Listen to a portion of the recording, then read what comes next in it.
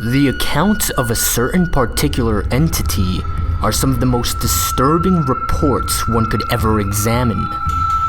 The encounters with this entity have dated back centuries and have been permanently penned into various historical documents. Each culture or area that encountered this being had its own name for it. The operator, the tall man, even master. Today, it is most commonly known as Slender Man.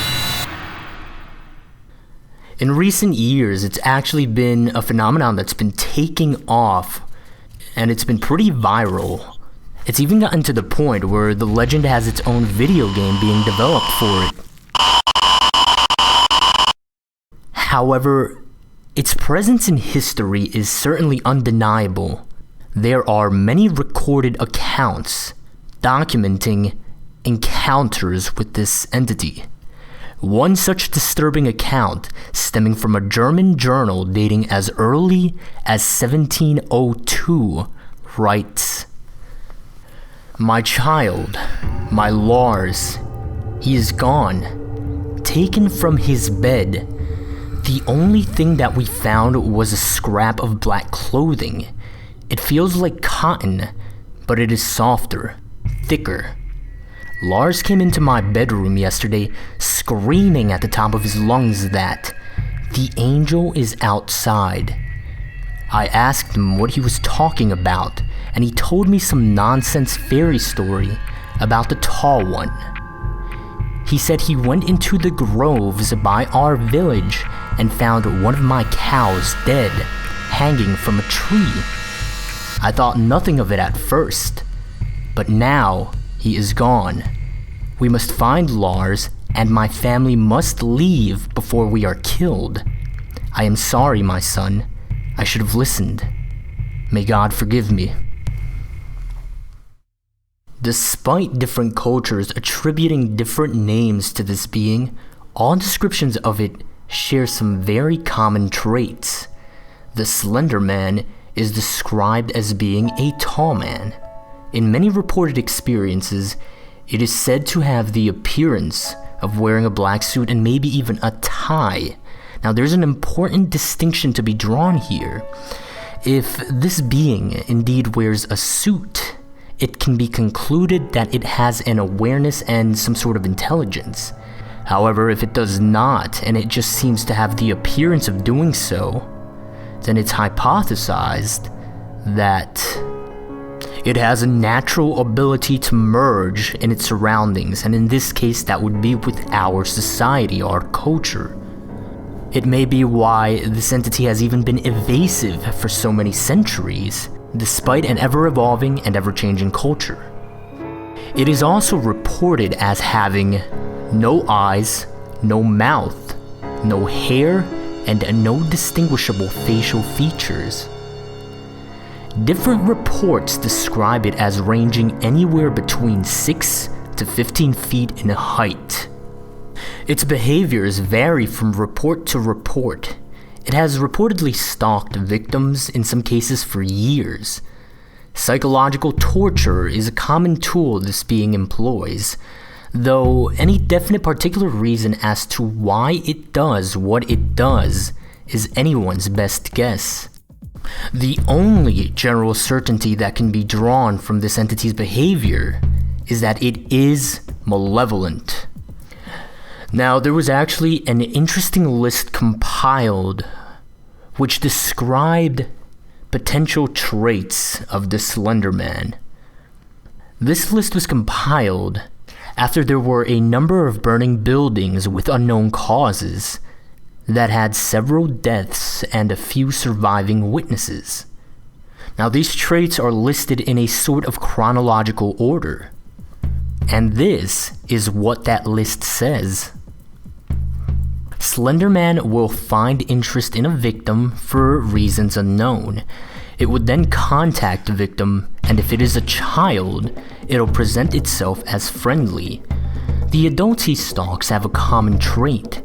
They have all been through a terrible tragedy in their life, even if the tragedy was made by Slender Man directly. If the victim is an adult, it would stalk the victim for long amounts of time, causing what is known as slender sickness. Now, slender sickness causes massive paranoia, nosebleeds, nightmares, hallucinations appearing only to the sick person, and many other dangerous symptoms. Eventually, and this is where it gets disturbing, eventually it would abduct the victim into whatever nearby forest there may be, where they would be killed. In messy cases, it may remove evidence of its existence by causing fire of their home, place of work, or school. Now here's one of the more recent findings about Slender Man, and this can get pretty disturbing. Slender Man uses, or is at least thought to use, what are called proxies.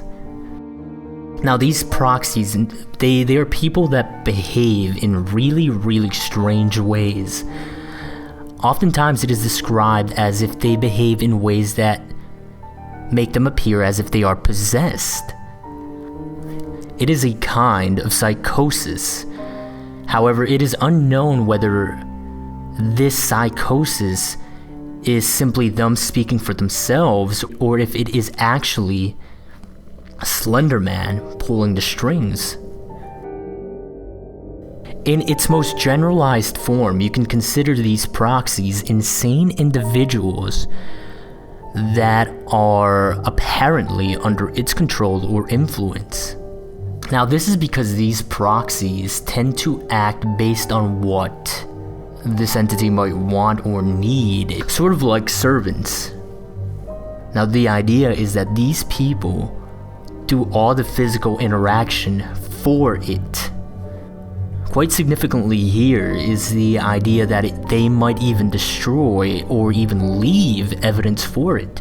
They may even serve as sort of a communication medium, which is really disturbing considering the potential forms of media that they can communicate through. Because this includes creating any sort of electronic media to communicate with whomever they might feel the need to. So it might be possible that there are videos or files out there with communication from it. This idea, it kind of brings you as close as possible to this, as directly as possible as you can get. One final point, you cannot choose to be a proxy. There are reports or accounts in which people have tried where they've wanted to, but it doesn't work that way. In short, it chooses you, you do not choose it. And that, I think, is probably one of the scariest aspects of this entire thing. Apparently there are organizations tracking it, however not much is known about this as one would suspect. In fact, it's even to the point where one of the organizations is literally just called the organization. It's been given aliases such as Optic Nerve, the Unknown Organization, the Bureau, and even the Anti-S-Walker Unit. But all in all, it's just an unnamed organization. One report states that there was an interview with a detective. This detective did not state where he worked from, he only stated that they were based in Washington in the United States. Based on these reports, it is known that the organization pretty much knows about as much as we do when it comes to the Slender Man. However, some extra information includes that they refer to Slender Man as a serial killer whenever they are talking to civilians. They have been researching this entity for many years. They believe he has killed and that he's active throughout the nation, and they do not know how to neutralize him. But beyond that, there is very little known about this organization. There's actually another very interesting foundation that very little is known about. The foundation itself is called SCP. This foundation's initials stand for secure, contain, protect. What they essentially do is they find anomalous objects that are considered not to belong in physical reality or in nature, and they contain them because these objects might be seen as a threat to the stability of our existence. The items they contain are actually referred to as SCPs, and this foundation has actually contained an SCP that is often thought to be the Slender Man because of its nature and the way it works. This SCP is called SCP-582.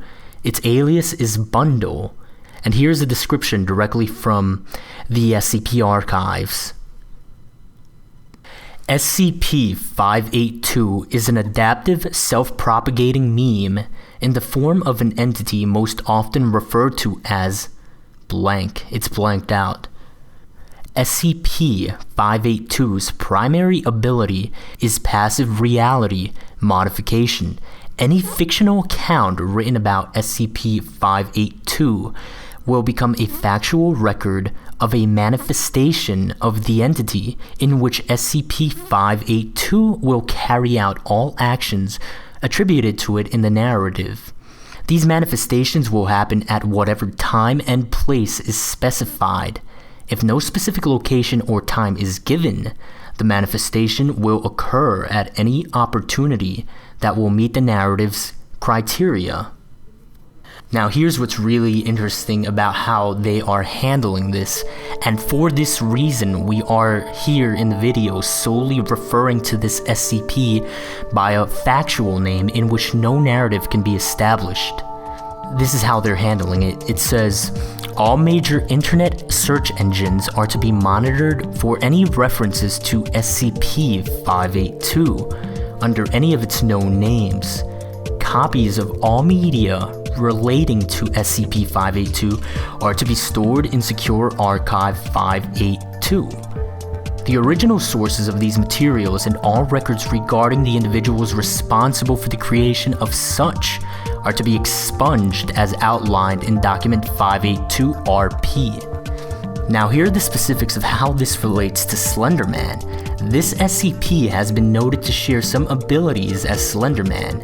For example, it appears or disappears at any place or at any time. But according to the SCP Foundation, Slender Man does not exist. And that's probably one of the more fascinating reasons. In the past decade, there have been increased reportings of encounters with the Slender Man. There is one interesting connection to note with another reported entity known as the Rake. Now, the Rake gives off what is known as sigma radiation. This is a type of energy signature that was unknown when it was first discovered, and it's still under investigation. This energy signature is not exactly radiation, but there was no other way to name it. It was something that was unknown. It was something new. And so sigma radiation was given as a way to label it and to identify it. This was found in the bloodstream of victims of the Rake. What's interesting here and its connection to Slender Man is that Slender Man, in one or two cases, maybe a few, left behind what was a sort of fabric, a piece of cloth, and this cloth gave off that very same energy signature. Now, more information will be compiled for a future summary video of what the Rake is. But because of all of this, it is thought that there is some relation between the Slender Man and the Rake.